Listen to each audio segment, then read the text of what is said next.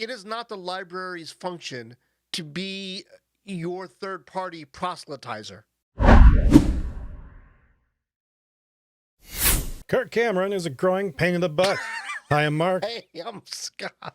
Preach at it, brother. Preach at me. This guy, Kirk Cameron, is deciding that he is going to basically sue libraries if they won't have him host or won't let him host his little book reading. Oh my gosh. Oh. Yeah, Seriously? and I wish I was joking about this because it's like this whole thing it's like I don't know if it's his idea or if it's his publisher's idea. Right. Like I'd like to think that Kirk Cameron is just a more sensible person than this. Yeah. But I mean, maybe he's not. It doesn't seem that way, does it? No, not really. I mean, because it's like the quotes that from him in this article, and this is an article that was on CBN, they hurt my soul. Yeah. He's like going on about how like this is viewpoint discrimination, which is kind of his first beef with it. I right? don't even know what that means. Viewpoint discrimination? What does that Yeah, even so so when I looked it up, viewpoint discrimination is basically like a First Amendment thing. Viewpoint discrimination is just another way of saying that it's like systematized, suppression of free speech, and otherwise known as consequences. Otherwise known as the free market. Yes, except that like this is speaking specifically of like a government action or a law or a statute that would suppress free speech. Got it. And from the article I was reading, it was really difficult to tell even if that applies to a library, because a library is not in and of itself a governmental branch. Even though it benefits from taxpayer funding. Right. Yeah. So it's like, I don't know. But at the same time, it's like Cameron himself says, or did I just like completely delete the quote from my notes? I deleted the from my notes. That kind of. I know, here it is. Okay. So he said, like, his own words is that this book is about quote unquote biblical wisdom, and in full quote, you would think that public libraries would be thrilled for a book that would teach these virtues to children. Kirk Cameron's own words are that he is trying to teach religion in a public space that is not supposed to side with the religious group. Right. Like, yeah, if you want to teach virtues, by all means, teach virtues. But it seems like he's using virtues to kind of go on a guerrilla teaching campaign of evangelizing Christianity. Yeah, and like, and another part of that quote that I did not say is that he specifies that this biblical values he's talking about are the fruit of the Spirit. Right. Which is a specifically Christian thing. And so there's a part of me that's like, okay, so you could maybe have claimed viewpoint discrimination as like a legal defense. Right. Except for the part where you're trying to make a religious presentation according to your own speech. I forget. Somebody made this joke, and I don't remember where it was. I wish I did. But they were kind of talking about, what I love about all other religions other than Christianity is they don't care whether or not you're a member. They don't try to recruit you. I guess the word we use for that in America, if we want to give that a bad name, is proselytizing, I guess. Is that how you say it? To proselytize? Proselytizing, right? And so I understand that from Cameron's point of view, it benefits him to say, well, this is religious discrimination. But no, like through your own admission, like it is not the library's function to be your third-party proselytizer. Like if you want to do that, you do that on your own. And you don't get to do that in my public library. I'm not being sold anything or not being asked to buy into anything. Like you've already just kind of made a public pronouncement that you're trying to sell me your religion through this book. Yeah, and it's hard for me not to see it that way. Yeah. Is that he is doing this in order to try to proselytize children and or their parents. Because if it's to teach biblical values, I think that any library taking Cameron's words here would be able to defend their position saying, well, you've said you're trying to teach biblical values. Yeah. We are not a church. Right. So go to your church and teach it. Yeah. We've talked about this before, like the whole thing about like Paul says in, 1 Corinthians 6, if you people are suing each other, you screwed up. And we talked about recently, like the church that was suing itself and hopefully, yeah, people will go listen to that episode if they haven't. That wisdom carries forward into if like you have, public entity that just doesn't like you because you're a Christian. The same virtues apply. Right. Like, don't sue them because because your butt hurts. Yeah. That's always like, I think the same way, like from the very beginning of the show, like a year ago, you would always talk about things like radical accountability, radical transparency. Mhm. I think one of the things I've always talked about since the inception of the show is how we continue to kill ourselves by 1,000 paper cuts when we try to define ourselves by the people we hate other than instead of the God we love, right? And so if you're threatening to take somebody to court, you are defining an adversarial relationship. You know what I mean? Even though you're not using the word hate, I don't hate them, or I don't like, by taking them to court, you create the picture of us against them and they are the enemy, and they're not. Like, these are men and women who are just trying, like it's a library. It's literally a collection of knowledge, right? And so if your goal is to amass knowledge, your book is probably welcome there. Once again, if your goal is to proselytize, then the library is rightly going to push back and say, hey, we're not 100% sure you need to be here. You might be better served by doing your book reading at Borders or the Family Christian Bookstore instead of kind of coming here where we don't have that kind of agenda. Right. An important point here, is that his agenda, whatever it is with this book, would be better served if he went to the places that are selling it, which wouldn't be Borders right now, but like a Barnes and Noble, right. Or like there's got to be some Christian bookstores in existence, right? I mean, there has to be a few left. This is a good opportunity. Let's put our cards on the tables here. What Cameron claims is that his goal is to teach virtues to young people, but through his actions, what we see is that his goal is to sell books, is to create controversy in order to spin up interest, in order to sell books. That's what this is really about. And that's what makes this really distasteful, is that all the stuff that we've just been talking about, it's really a smokescreen. It is a fabrication in order to distract us from what's really going on. And that distraction in and of itself paints Christians with a broad brush where people looking in from the outside kind of go, yeah, I've got enough of that in my own life.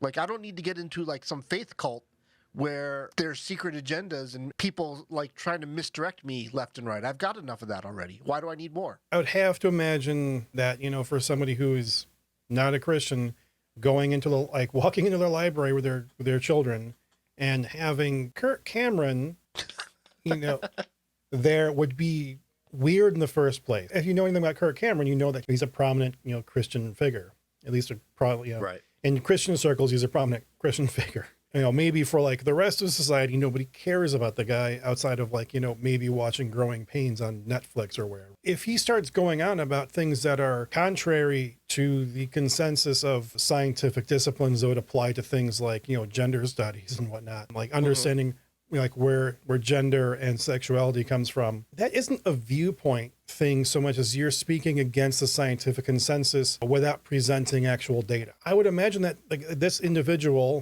theoretical they might be, could be immediately annoyed at this and be like, this is clearly religious speech. I don't know maybe some libraries out there, let religious speakers come in, but I don't know. I certainly wouldn't expect that from any library around where I live, Yeah. And that's part of the sad thing, is that the strategy worked. 2 of the libraries caved and are going to allow him to come and do his spiel. I'm not really clear on why they caved. It seems like you have a Christian who's using their status, their fame. And I would have to think that he's being manipulated at least somewhat by the publisher, because the publisher is going to make money off of this book selling. So like anything you can do, like you said, to drum up sales is good. If I were to hazard a guess, I would guess that probably whatever towns or counties these libraries are located in, there's probably actually somebody there with the conviction of, like, look, this library is supposed to be a storehouse of knowledge, not the epicenter of this silliness, right? Right. Of this kind of PR silliness. So let's get back to what we're supposed to be getting back to, which is being a storehouse of knowledge. And let's get out of the limelight, because this is not what we need to be. And quite frankly, nobody at the local library level gets paid enough money to deal with this horse shit, Not even a little bit. And, like we've talked before about, public performance of Christianity. So like the football coach who prays on the 50-yard line. That public performance of Christianity is something we are scripturally warded against, right? Or warned against. Yep. Sorry. Like we're told not to do that sort of thing. In our system of governance, right, we can address issues with the government. So the government was saying, hey, you cannot do this thing which is commanded by your religion. I'm going to say, go ahead and bring that to the courts. because that is an important thing, I think, just to maintain that freedom for everybody. We are not commanded in the Bible anywhere that I've been able to find that we're supposed to read anti-LGBTQ books to children in libraries. Right. Yes. Yes. I haven't found it anywhere. I mean, if there's a Hebrew word out there for it, maybe I just don't know it. But yeah. I'm sorry, my brain just went in a totally different direction. I didn't expect that to come right in there. But you're absolutely right. Like, we give ourselves these missions that are nowhere in the Bible. And it's kind of funny because there's plenty of missions that are in the Bible that we're far more well suited to go do. You know what I mean? Mm-hmm. Like, there's lots of things you can do other than the free speech thing. You can go feed hungry people. You can house homeless people. You can clothe the naked. Even if you want to get more esoteric, if you really feel the calling, quote unquote calling, you could take on a monastic lifestyle, right? And truly pursue the divine in every way, shape, or form. Denying yourself of all earthly extravagances and distractions, right?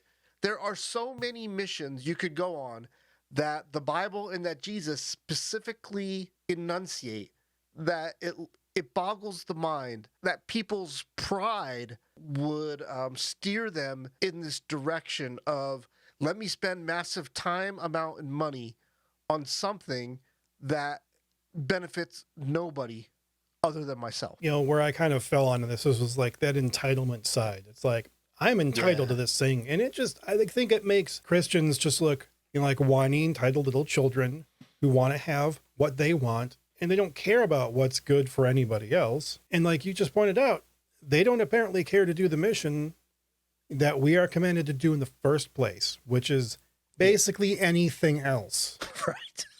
So many things. Yeah. So many things. Can I fly my conspiracy theory past you and you tell me what you think? Oh, go for it. Here's my theory. Everything Kirk Cameron touches dies. So Kirk Cameron came to fame through a through Growing Pains, TV show sitcom. He was the quote unquote bad boy, right? You had the stereotypical sitcom family with the brainiac sister, and he was the rebellious teen brother, and then there was a younger brother. He's the one that, hey, you have to watch out how you're affecting your younger brother, right? It was during that show and this incredible rise to fame. If you don't remember the times, your bookshelves had all these teeny bopper magazines, and he was on the cover of all of them. He was on the cover of just, you could not turn to a magazine rack and not see his face a bazillion times, right? No hate from me, right? It's a good show, and he got popular. Good for him. It was during this time that he found Jesus, right? Mm-hmm. And what he tried to do is he tried to bring his converted self in the real world to his character on Growing Pains. And he demanded that the writers change the scripts and that the plot lines change and that characters be switched out of the show because they had formerly been Playboy models. And he pushed back so hard. Originally, they tried to give in to his demands, but guess what? Popularity declined. And they eventually closed the show because it just wasn't worth operating anymore, right? But of course, the Christian subculture loves people who are honest celebrities outside of the Christian world, right?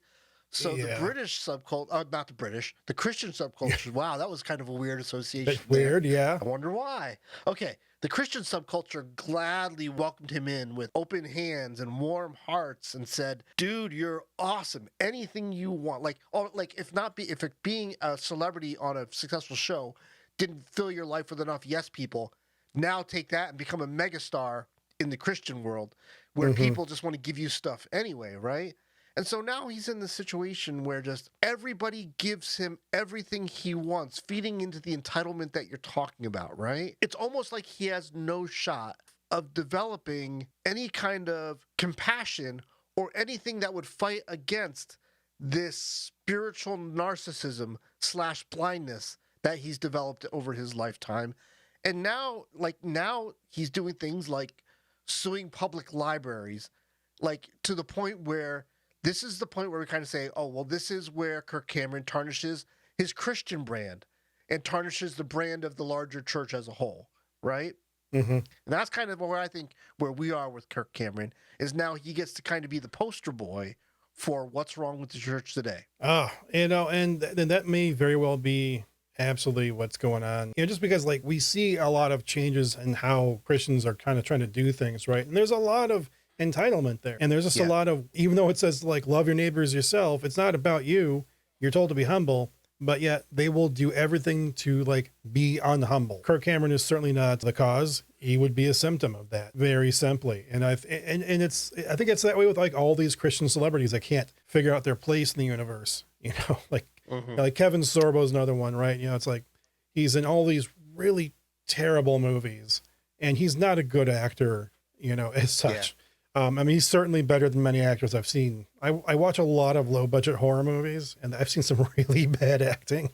He has his place in the universe, and he tries to throw his weight around to like push things more Christian. And it's like, that's not helpful. And if you are somebody like, like Chris Pratt doesn't do a whole lot of work to throw himself around and try to throw his weight around, but there are Christians that have criticized him for not doing that. Like, is that whole culture of Christian celebrity, that we've criticized before, but it's not just the celebrities themselves, it's the people that feed into them. Absolutely. It's hard for me to tell the difference anymore. So part of me wants to look at Cameron and say, you're the problem. But then the other part of me kind of knows full well that it's really kind of the Christian culture that props him up as kind of the real problem, right? And like you said before, Cameron's just the symptom.